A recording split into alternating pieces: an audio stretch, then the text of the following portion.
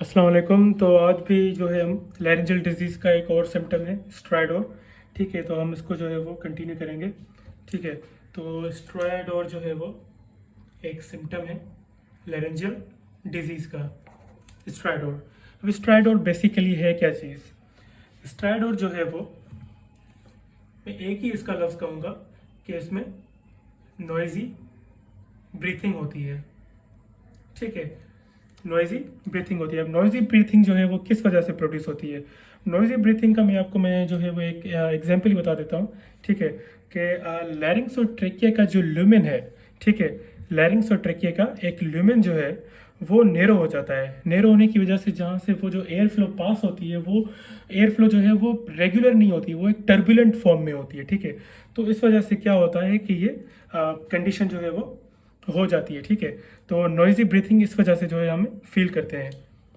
ठीक है, तो अगर ये फॉर सपोज कि अगर ये पेशेंट जो है उसमें रिस्पायरेटरी जो है वो ऑब्स्ट्रक्शन है।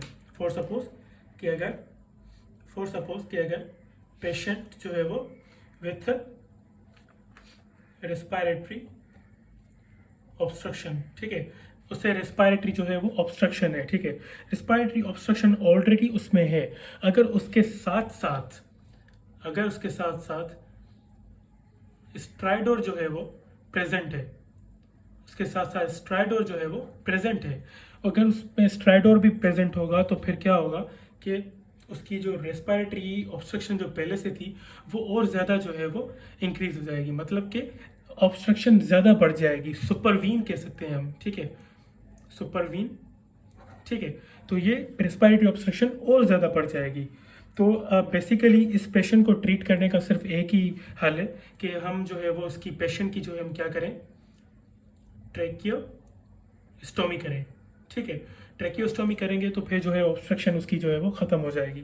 ठीक है, अब स्ट्राइडोर के जो बेसिकली टाइप्स हैं, वो तीन टाइप्स हैं बेसिकली इसकी स्ट्राइडोर टाइप्स। ठीक है, स्ट्राइडोर की जो बेसिकली तीन टाइप्स हैं, पहली टाइप ये है कि इंस्पायरेटरी, ठीक है, और दूसरी जो है वो एक्सपायरेटरी, और तीसरी जो है वो बायोफेसिक। ठीक है, ये बेसिकली तीन टाइप्स हैं इसकी। अगर हम पहली जो है वो इंस्पायरेटरी जो है वो उसकी अगर हम बात करें कि इंस्पायरेटरी टाइप जो होती है ना, इंस्पायरेटरी टाइप वो बेसिकली लैरिंजियल जो है वो स्ट्राइडोर कहलाती है, लैरिंजियल स्ट्राइडोर कहलाती है। और ये जो दूसरी टाइप है एक्सपायरेटरी, ये प्रोड्यूस किस वजह से होती है? It is produce by the lesions. ठीक है, अगर लीजन्स जो है आपको थोरेसिक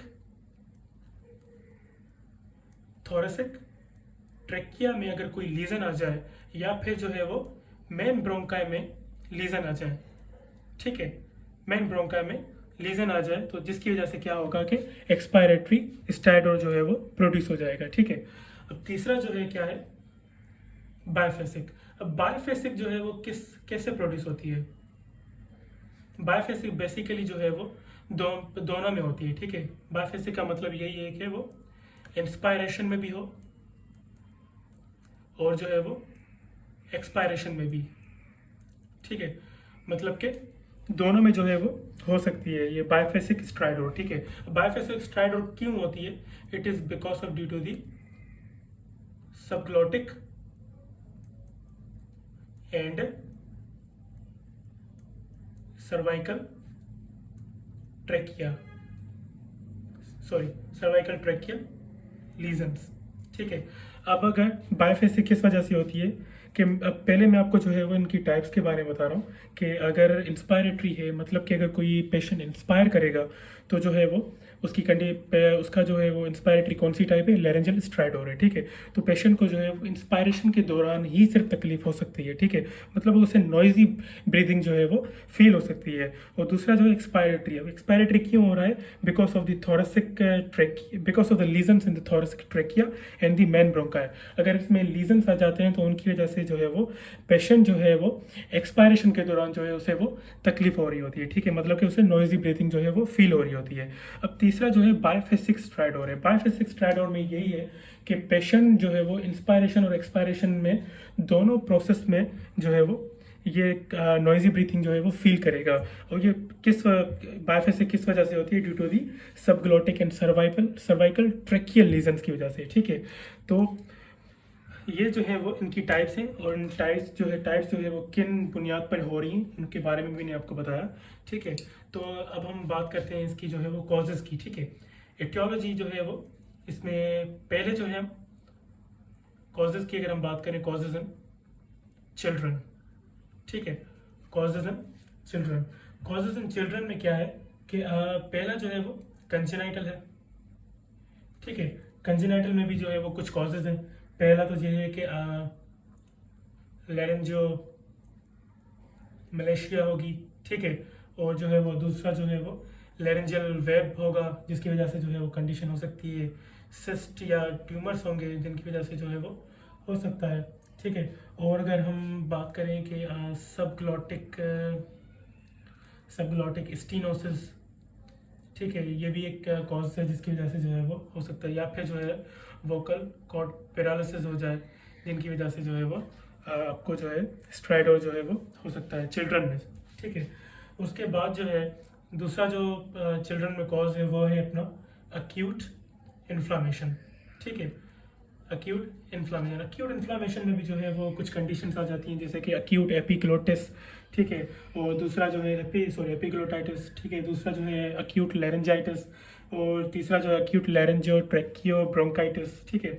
और चौथा जो है वो लैरेंजियल डिप्थेरिया है, ठीक है।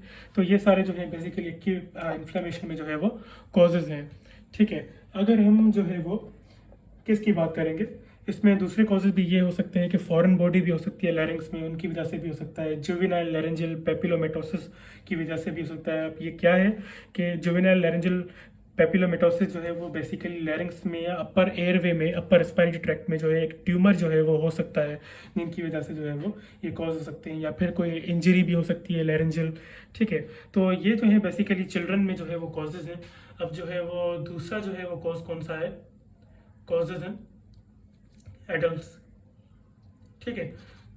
एडल्ट्स में जो है वो कुछ कॉजेज़ हैं इसके, बेसिकली इन्फ्लामेटरी कॉजेज़ भी हो सकते हैं। इन्फ्लामेटरी कॉजेज़ में जैसे कि लैरेंजियल ट्यूबरक्लोसिस हो सकती है, और जो है वो रीटोफेरेंजियल एब्सेस हो सकती है, अक्यूट और क्रॉनिक लैरेंजाइटिस हो सकती है, और ट्रॉमा भी हो सकता है जिनकी वजह से फॉरेन बॉडी मतलब उनमें इन्वॉल्वमेंट हो उसकी जो है वो। और जो है वो इरिटेंट इनहेलिंग जो इरिटेंट फ्यूम्स होते हैं जिनकी जो मैंने आपको पहले बताए थे, ठीक है, पहली वीडियो में। तो ये सारे जो है वो बेसिकली इसके कॉजेज़ हैं। आप ये सारे बुक में से भी जो है वो रीड कर सकते हैं, ठीक है। तो अगर हम लास्ट टाइम जो है वो इसकी अगर हम बात करें मैनेजमेंट, कि हम किस तरह से इसको जो है वो मैनेज कर सकते हैं कंडीशन को, ठीक है। तो जो हम इसकी मैनेजमेंट की बात करेंगे, मैनेजमेंट में जो है हम पहली बात तो है एग्जामिनेशन करेंगे, ठीक है। एग्जामिनेशन में क्या करेंगे कि हम कि जहाँ पे साइट ऑफ ऑब्स्ट्रक्शन जो है ना, साइट ऑफ ऑब्स्ट्रक्शन, हम पहले इसको जो है वो इंडिकेट करेंगे, ठीक है। हम पहले जो है हम इसको इंडिकेट करेंगे ताकि हमें पता चल सके कि कहाँ पे जो है वो मसला बेसिकली जो है वो ऑलरेडी हो रहा है, ठीक है। तो जो है स्ट्राइड, अब इसमें ये एक बात है कि स्ट्राइडोर जो है ना, ये हमेशा जो है वो एसोसिएटेड होता है किसके साथ? Associated with the respiratory distress, ठीक है। रेस्पिरेटरी डिस्ट्रेस ये हमेशा उन्हीं पेशेंट्स में होता है जिनमें जो है वो रेस्पिरेटरी जो है वो प्रॉब्लम्स होती हैं, उनमें तकलीफ़ होती है, ठीक है। सॉरी। अच्छा, उसके अलावा जो है वो एग्जामिनेशन में ये सारी चीज़ें हैं, ठीक है। दूसरा जो है वो इन्वेस्टिगेशन है। इन्वेस्टिगेशन में हम क्या करते हैं कि हम करते हैं डायरेक्ट लैरेंजोस्कोपी, ठीक है। डायरेक्ट लैरेंजोस्कोपी हम करते हैं हम ताकि हम फाइंड कर सकें, to find out the cause of stridor, ठीक है। ताकि हम स्ट्राइडोर का कोई भी जो काज है हम उसे जो है वो फाइंड कर सकें, ठीक है। उसके बाद जो है हम एक्सरे भी कर सकते हैं, ठीक है। और MRI भी हम कर सकते हैं, और तीसरा जो है वो CT स्कैन भी कर सकते हैं। ये सारी जो है हम इन्वेस्टिगेशन करेंगे, जिनकी वजह से जो है हम स्टेरॉयड को जो है वो फाइंड कर सकते हैं, उनकी जो है वो उसको जो है मैनेज कर सकते हैं, उसकी ट्रीटमेंट कर सकते हैं। ठीक है, तो ये सारा जो है बेसिकली स्टेरॉयड के बारे में था। ये भी एक सिम्टम है जो लैरेंजल डिजीज़ में आ रहा है। ठीक है, तो आपको अगर कोई भी चीज़ समझ में ना आई हो तो आप जो है वो कमेंट में पूछ सकते हैं। और